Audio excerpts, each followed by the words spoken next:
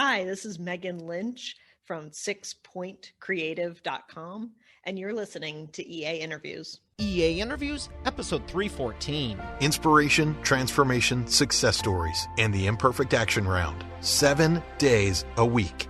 Join Mario Ficini for today's Expert Authority Effect interview. Have you ever been at a growth plateau in your business? Have you wanted to maybe change things up, perhaps rebrand, and you're just not sure what to do? You don't want to make the typical mistakes that most companies do when they are doing a rebrand? I know I've thought about it, and that's why I'm excited to have Megan Lynch on today's episode. And we're going to be talking about all of this and more right after we thank our sponsor. So you've got your book mostly written, but now what? Visit getmybusinessbookpublished.com today to learn how you can publish and promote your nonfiction lead and profit-generating business book in 8 weeks. Once again, that's getmybusinessbookpublished.com. Here she is, ladies and gentlemen, Megan Lynch. Megan, how are you feeling today? I'm feeling great today. Thanks so much for having me on, Mario. Oh, it's my pleasure. I can't wait to dive into this because it's such a topic that is relevant to all businesses. If they're at a growth plateau, what do you do? And if you're considering a rebrand, let me just start off by asking, what are some of the mistakes that most companies make that you shouldn't?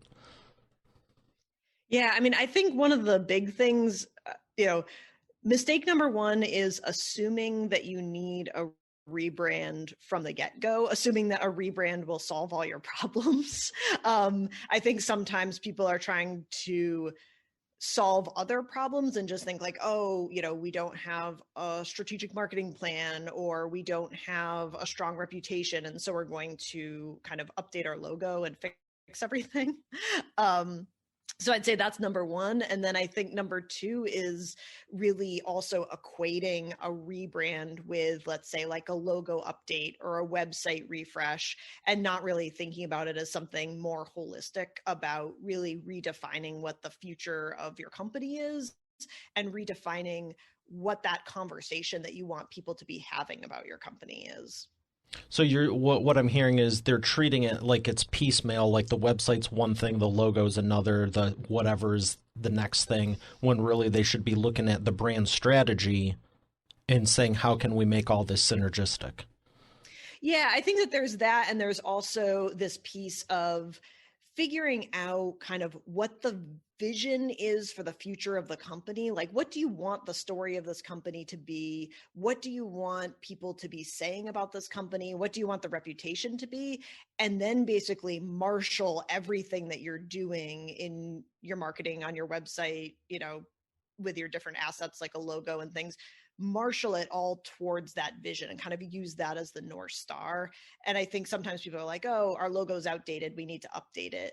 But sometimes for a company that, we work with a lot of family owned companies, and sometimes changing your logo is exactly what you don't want to do. You have equity in that asset, and sometimes making it look trendy or something could actually take you a step further away from your vision instead of a step towards it. So what you're saying is I can't just go out and buy a new suit and think that I'm going to be a better person? That's a big piece of it. Yes, exactly. Unfortunately. I know that and that is unfortunate, because who wouldn't want to buy a new suit or maybe a new bag or some shoes or something? But I'm glad you're bringing this up, because it sounds like at the core of it, you have to get to the core of it, because the rest is just niceties, which may or may not help you or not. Exactly. Yeah. And I think that often if you're kind of jumping to the solution, we kind of, as humans, we just kind of have a bias towards action. So it's like, ooh, I need to fix this thing. Let's just, call a designer, get a logo. I like the look of that. Let's do something like that. And we don't often like to hear that, that sometimes it's kind of, you have to take a couple steps back before you can make a move like that effectively and get a return on it. But the Joneses just got a new logo. Why can't we? Exactly. What would you say someone should start with if they're seriously considering a logo or website? Or let me do this as a two-parter. If they're seriously considering a new brand strategy and they go, I want to do it the right way. We're doing this long-term. We got the vision. We're going to map out a 5-year to 10-year game plan. Okay, cool. Now, if someone's just impulsive and they just want to keep up with the Joneses and, I think the answer is the same for both. So what would you say is the first place to start, whether you're doing it impulsively just just because, or you really want, excuse me, sorry. And I had water too. That's what's annoying. Like, I prepped Steve and Nick. Appreciate you cutting that out. Jones is. So whether they're starting as a long-term the right way or they're doing it short-term, what would you say is the first thing they should start with to make sure they're laying that strong foundation? I mean, I think number one is really having a very strong focus and understanding what that focus is going to be. I think that too often, and I think that this is both like the blessing and the curse of being an entrepreneur, right? Is like you see opportunity everywhere. You want to be everything to everyone. And I think a lot of what your work is about is kind of like, no, you don't want to be everything to everybody. You want to be highly meaningful and highly relevant to a few people who really truly need what you do and what you're putting out into the world. And I think that that's true regardless of what kind of business you're in. The complexion of it changes whether you're manufacturing a product or whether you are, putting out your expertise. But, really truly knowing your audience and knowing your focus and knowing your value, and then really bringing everything to amplify that is, that's, I would say, probably like 80% of the issue is people don't spend the time up front to really truly hone in on what that means for them. When would you say a rebrand is necessary for the brand? Yeah, I think that one of the signs or symptoms that I often hear is when companies start calling themselves a best kept secret in their industry. That to me is like a telltale sign, because it means that what they have done is the hard work. They have the operations in order. They have something of value. They really feel strongly about the quality of what they're putting out, which is all awesome. And they should be proud of that. The next step is to like, well, why would you want to be a secret? Like, let's let that secret out and get it into the right hands. So that, I think that if you feel like the back of the house is much stronger than the front of the house, then that becomes a really important and critical piece of making a leap. And I think that another one of the mistakes we see people make is they get the back of the house really strong, and then they get the front of the house to match the back. So they kind of say like, oh, we have to describe exactly who we are right now. Well, if you're a strong growing company, that's going to last you about 6 months. What you want is something that is going to be, that you mentioned, like the suit. It's got to be like the suit that your teenage son is going to be growing into in 6 months, a year, that you don't want to be growing out of it by the time you finish paying for it. And so what we're often encouraging companies to do is to kind of like, get the back of the house operations in order, and then get a brand that almost like leapfrogs that, and then shows like, what do you want to be in 3 years or 5 years, kind of what is the vision? Because what that does is it creates a really positive creative tension between what you're saying you're doing and what you're actually doing. It's still authentic and achievable. It's just a little bit of a stretch, and it pulls the operations up to then match the brand. So it kind of like unlocks some extra growth potential in the company.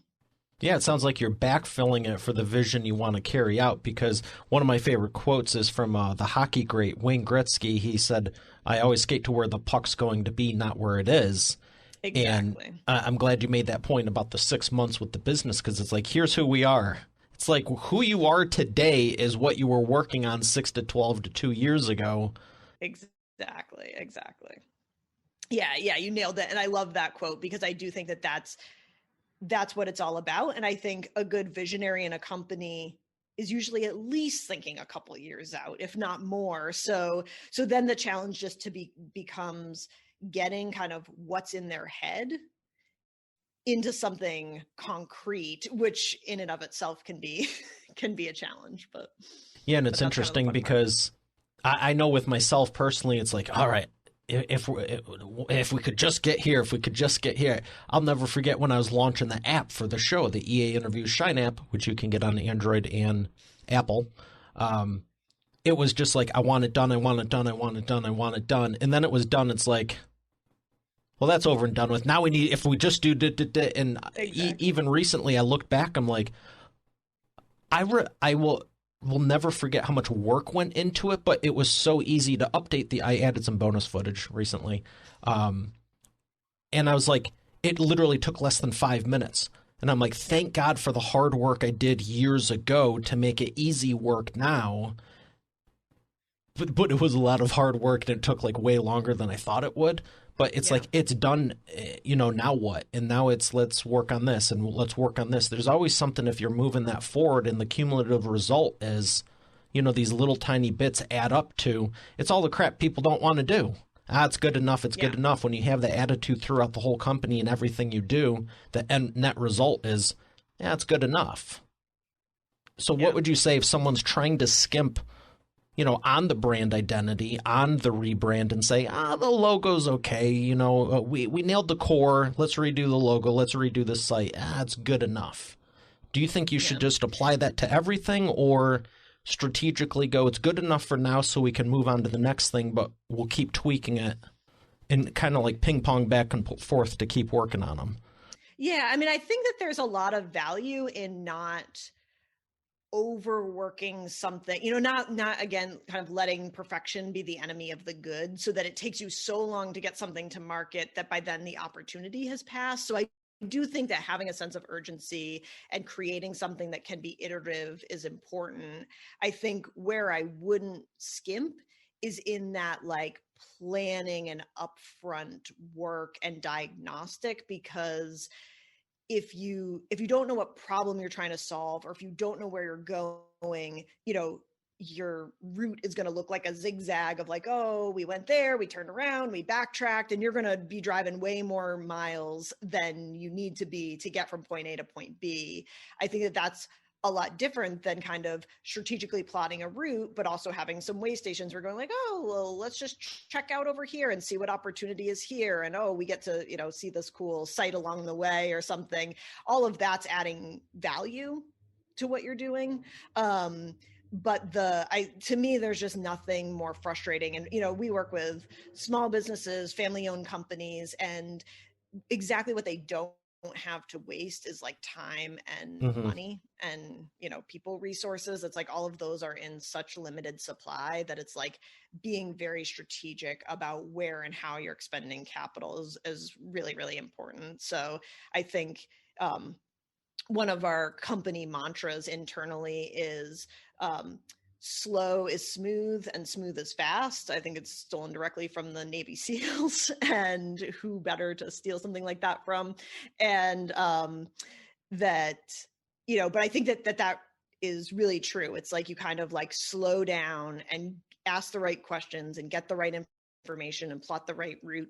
And then on the back end, like with your app, then an update is really quick and smooth, because you've done all of that hard work of infrastructure planning. So it's a balancing act. And I think it's one of the things that frustrates companies, is that it's a difficult balancing act to get right. So either they, underdo the planning and overdo the kind of iteration piece of it, which is frustrating, or they just stay in these like circular conversations with their leadership team and they never actually do anything.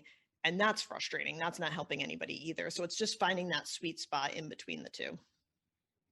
Yeah, that's a good point, because I don't think you should. I tell my clients the same thing, especially with business book publishing. If there's one area they want to be perfectionist in, it's, everything's got to be right. Everything's got to be right. But at the same point, if you take 5 years to get it done, number one, there's probably still going to be something you could improve. Just saying. But two, you miss those 4 years and 10 months of being to market, where all those people you can help who 99.99 aren't even going to notice it.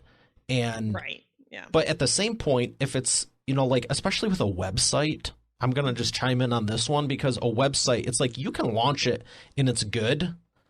It's one of the easiest things to go back to and just like add to and fix and tweak. And if you're not, you're probably doing something wrong anyway, because things change in the web world. I know, if you don't know, Google occasionally makes some tweaks to things, especially after a decade. So it's one thing you can easily update. But with all this talk of the time, energy, and money that goes into it, how long would you say a rebrand should take? I think our usually process takes about 9 months to go from sort of like the initial process of the discovery work and kind of, honing in on what the mission is to actually being like hitting the ground running, execution, launch, all of those things. So I think that is, but I would also say that out of that 9 months, probably 5 of it is doing the like discovery, planning, research, assembling the right team, really, really getting in the weeds of everything. And then the rest of it just starts really flying. And then from there, like once you have the standards, once you have, kind of the building blocks, then you can be so iterative and see what works, what's catching fire. And then you just kind of go back and rework the basics, because some of it is just, you just don't know until you get it out there and into the hands of people and see if your hypothesis is correct. So would you say your process is more of a stage 1, stage 2, or do you have it chunked into like A, B, and C? Yeah, it's kind of an ABC piece of it. So the beginning of the process, our process is called Solve for Why. The beginning of it is really all about the prioritization. So again, the companies that we work with are family-owned businesses. They're usually highly concentrated with maybe a few clients or customers or in one particular channel. And it's just like an unsustainable position to be in for the long term.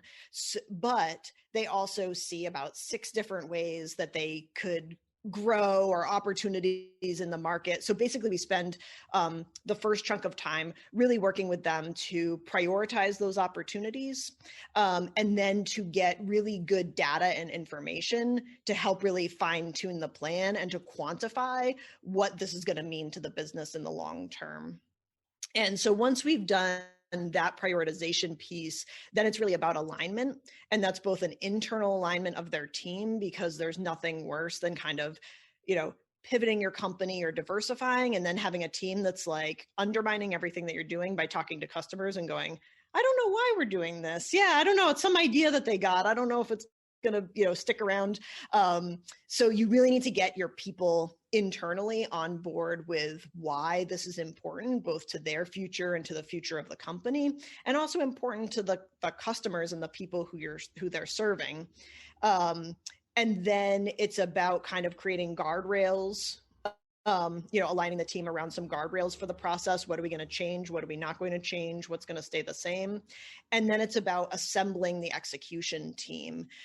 So I'm reading a book right now. It's called Who Not How. And I picked it up because I was like, ooh, like that is the question always. So a lot of the companies that we work with don't have any kind of, the people internally don't have expertise in, search engine optimization or, website development or app development or packaging or things like that they need to accomplish this pivot. And so basically what we do is we kind of match the team and the execution resources to what they're wanting to accomplish and to their kind of brand and culture, so that they can answer that question of who, not how. And then the last step is just execution, just starting to get stuff done, getting the plan together, getting the team, off and running with marching orders and going from there. So I love how you laid that out like that, because so many people I feel start with the execution, then halfway go, should probably get a plan. What's next? There's no rhyme or reason, but I'll tell you what, good for them for starting, because there's the flip side. There's so many people who think about thinking and thinking of starting. They never actually start. However, if you don't have a plan, it's like at some point get one. And that's a great book recommendation. For anyone listening, I'd recommend it. I actually had Dr. Benjamin Hardy on the show, and it's phenomenal. So thank you for mentioning that as well. Yeah, I want to ask you how you got into this, because you're given a lot of great value here on what you should do, but why this? There's a lot of things you could choose from. Yeah. So, I mean, my story was a little bit of a winding one. I never wanted to start a business. I was an English major. I thought I was going to be a college professor, just read books all day. I was going down that path, and then was working at an advertising agency during the day. And basically I started liking that more than academia. So I bounced around to a few different marketing companies, and then finally met my business partners at one, and we decided to start 6 Point. But I would say the first few years we had some kind of like just organic growth and success, and we grew. And then all of a sudden we just kind of like hit this plateau, and I was like, oh my gosh, like this is just not working the way it was working before. And so I started to do just like outreach, and I joined some CEO roundtable groups, and I joined a family business center. And I started realizing once I got in these rooms with these CEOs who were willing to be vulnerable about like, this is what we're dealing with. And I was like, oh, everybody has these problems. Like, I'm not alone. I'm not crazy. I'm not terrible. That's an easy fix. Well, and I think what it reinforced to me was that they weren't easy problems to fix, and they're basically just the problems of running a business. Like, they don't go away. And one of my friends often says, like, success is having better problems. And so I think it reinforced to me that that was also the path, which I kind of liked as well. And then I also realized that the people around the table with me were the kind of business owners who I just really love being around. They're committed to their community. They're committed to their employees. They're trying to make a better life for their family. They're usually extremely passionate about whatever it is they do. And I was like, oh, these are my people. And also I realized that most of them were not leveraging brand strategy as part of their business. Like, they were so good at what they did, but they didn't really know the discipline of how these huge corporations were building brands. And they didn't realize that it was as accessible to them as it is to the big guys. And so that was where I was like, oh, well, I love these people, and they don't really seem to understand how to use what I do. So maybe I could help them kind of like just bridge that gap and just teach them how to use brand to make their business more sustainable and kind of set it up for that next generation, give back to their communities, and just kind of like use it to be a positive force instead of this kind of like, I think a lot of them would look at brand as like, ooh, that's something that like the big guys do, and we're not a big corporation, so we can't really do that. And instead just show them that it's like a tool that anybody can use. Yeah, I'd say it's one of the best things that you can do over time, because I remember when I started doing it for my company, I remember starting off like, as a typical small business, and had some clients and this and that. And there was little things I was doing. My attention to detail, I just consider it common sense. It's like, why, if you're doing this, why wouldn't you do this one little extra thing? So it was just common sense for me. But I'll never forget I was at some event, and someone I didn't know recognized me. And I was like, and I wasn't doing the show. I wasn't doing nearly hardly anything I'm doing now. I was like, wow, this is kind of powerful. And, so if anyone's on the fence, definitely get with Megan and start on it now, because it is an asset that will help you. And that's exactly what it is. It's an asset. Yeah. Yeah. And I think that that's the other thing too, is, sometimes business owners will be like, okay, well, I'm done. This was a nice ride, but the landscape's changed, like, or I'm falling out of love with it. And now I want to divest myself of this business, but I've invested a lot into it, and I'm hoping to get something back out. And if they have not invested in brand at that point when they want to get out, then there's often not as much left to sell. A building, you can't sell you if you're just, you can't sell you, or you have to sell you, and you become an indentured servant to your business for a number of years, which everybody I've talked to who's done that has been like, ugh, never, never again. And so I think also teaching companies how to package up their brand for a potential exit helps them build equity in their company in a way that benefits them in the long term, maybe then they decide, oh, well, now I don't want to sell it. Well, it's still an asset that you have. You don't have to get rid of it. What you do to create a strong brand will serve you well, whether you keep the company or you sell the company. But if you do sell it, it helps you, it brings you into like the multiplier potential of what you can get from that company if you have a strong reputation that you can, provide data to show like the market wants this, the market values the brand, we have a connection to our customers that is a barrier to entry for others to take over. It becomes so much more valuable. Yeah, and I'm going to throw out the book Built to Sell by John Warrelou. It's a phenomenal one, and to your point, you don't need to sell it, but when you have it positioned built to sell, it's more desirable, it's easier to work, and it just flows easier. And it's amazing when you realize, hey, we're doing it this way versus the other way. It's not just some conglomeration of just stuff. It's more strategic. Yeah. That's such a great book recommendation. And I always, try to take the advice even with my own company of like, build a company that you would never want to sell. And I think it helps you think differently about like, ooh, what would it take to make this thing one that I would just never want to let go of? Yeah, it's definitely worth it. So I want to ask you about all the people you've been able to help. What's your biggest success story you could share with us? It's a great question. I think one of my favorite ones has to be one of our earliest kind of beta tests for our Solve for Why program, just because, especially right now with COVID, they're like particularly close to my heart because it's a restaurant chain, a family-owned restaurant chain. When they came to us early on, it was just kind of that classic, like they knew that they had potential. The restaurant's called Hot Table. They sell these fabulous panini sandwiches, and their logo was a coffee cup. And they're, and the owner, who's just a fabulous visionary and a great guy, came to me and he was like, I want Hot Table to equal panini. Like nobody else is doing this, and we can get there and we can build something out of this. And so our team basically like went to work to put all of the pieces in place that they would need to build a brand to kind of equal his vision.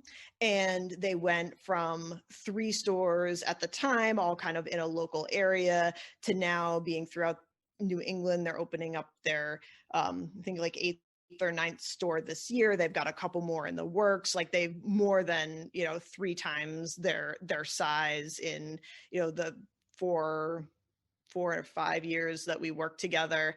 And it's just been so fun to see that group grow. And then the other reason why I love them is that they also kind of like graduated from 6 Point. And I think that for some agencies, how long they hold on to a client is how they measure success. But for us, we want them to outgrow us. We want them to build out their own internal brand teams. We want to help them do that. Again, we're about like creating value in the organization. So I don't, to me, it's like, well, I don't want companies to stay with us for 30 years. That means that they're not growing enough, that we haven't done our jobs. We want to like launch them onto bigger platforms. And I think Hot Table is a great example of that. They've become so focused in what they do. And it's just been fun to see them like dial in their offerings, dial in their brand, dial in the look and feel of their stores, leverage the brand on technology, which was huge, getting them through COVID strong, looking at some of the apps and things that we put together for them before COVID hit. And then just being so proud when it was like, I knew that they were already set up to weather that storm and beyond. And so, yeah, I feel like it's a great story to show what some focus, like that kind of big vision, and then the willingness to do the hard work to just take the step-by-step approach to make that vision a reality. Like it works. Well, I appreciate you for sharing that with Expert Authority World and me, because I love the inspiration of going, hey, you don't need to be here forever. And the attitude you have of saying, hey, I want you to graduate. I want you to do other stuff. I have the same attitude with the coaching program, because I've heard people, oh yeah, they've been with me for 10, 20 years or whatever. And it's like, unless you're one of the highest level whatevers, and you're only dealing people that are already at that high level, and there's some things to deal with the structure where it's like they're learning more from the people around them, like a mastermind, than you. Okay, cool. But in most cases, for 99% of businesses, it's like you don't want them hanging around forever because you want them to go, hey, we took you from here to here. Go fly. Go have fun. Yeah. You know what I mean? Yeah. And our whole business model and everything that we do is geared towards this specific life stage, this kind of taking a company from like a plateau or lack of diversification to that next level that they need to be. And once they've made that leap, like we just go back and do it again for another company. We don't have to keep doing it for them. Now they know how to do it. They can, keep going. Maybe eventually if they get some other, next level up opportunity, they come back around, but they, it shouldn't be this kind of ongoing, handcuffing somebody into a relationship that, so I think it is, my favorite stories are the ones where it's like, no, like we launched them and they are good to go. And I can proudly say like, we knew them when, I knew them when their logo was a coffee cup and we helped them, get to where they are. And it's a great feeling. It's like being that kind of like proud parent watching your kid, go off and do great things. You don't want to do that for them. You want to just, you want them to have the experience. Exactly. That's part of like the pride is being like, yes, they can do it on their own. They don't need me anymore. Well, I appreciate everything you've shared so far. I got one more question for you before we thank our sponsor and go to the imperfect action round. And I want to ask you, do you know what it is? Do I know what it is? Yeah. We're talking about visionary in the future. What am I going to do next? Ask me for a prediction. You know what? I could. So this is the wheel of whatever. Okay, here we go. Yellow or black? Yellow. Oh, good. Yellow.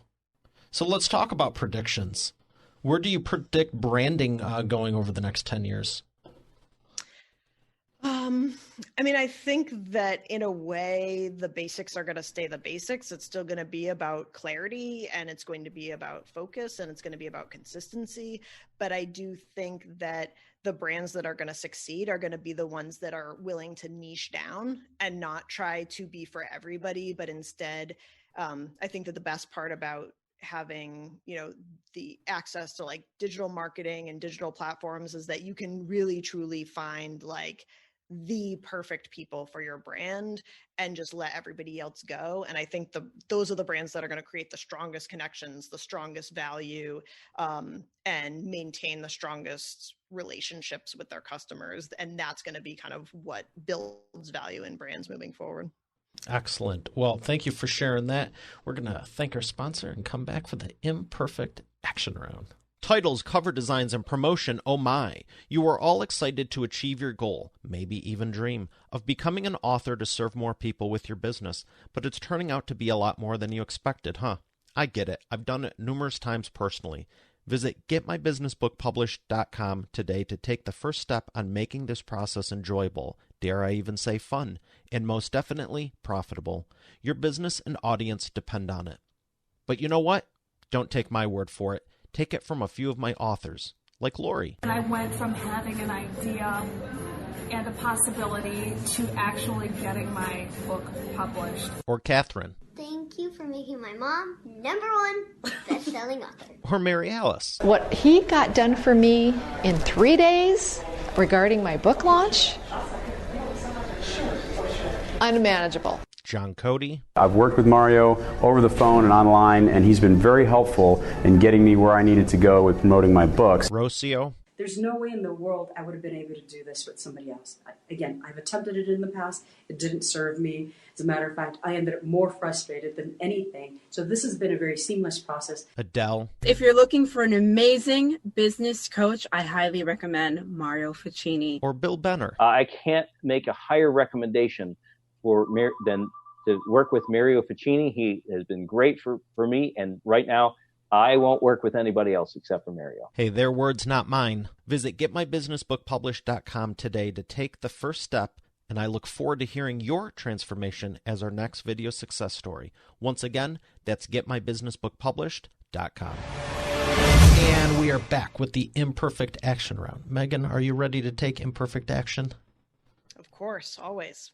I got 3 questions for you, 60-second or less answers, and the first one is, what is the fastest path to the cash? It is focus. Getting super focused on who you serve and why you're valuable to them.